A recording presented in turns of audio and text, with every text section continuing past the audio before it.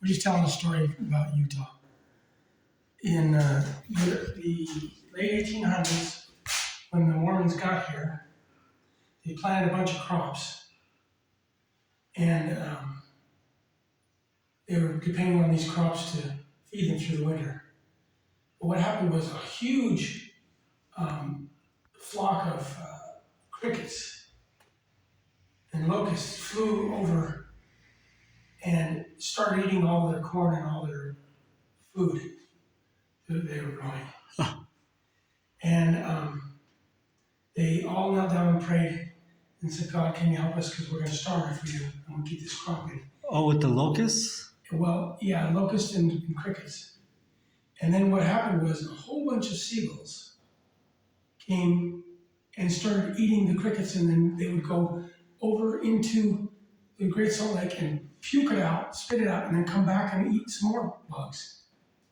And they claimed it was a miracle, which it probably was, and said that they saved their crops and made it through the winter. But that's why the seagull is the state bird here in Utah, because of that miracle that happened in the late 1800s, Huh. 1870, 1890, something like that. I never knew that.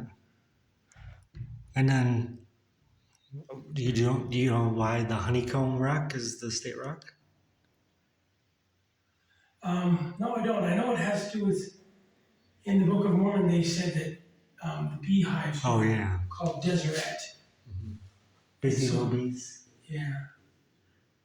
And they wanted to name the state Deseret, and the government said, no, you can't do that. You have to name it after the Native Americans who were there. That's why it's called Utah, because the Ute Indians were the ones that lived here Yeah. when they first got here.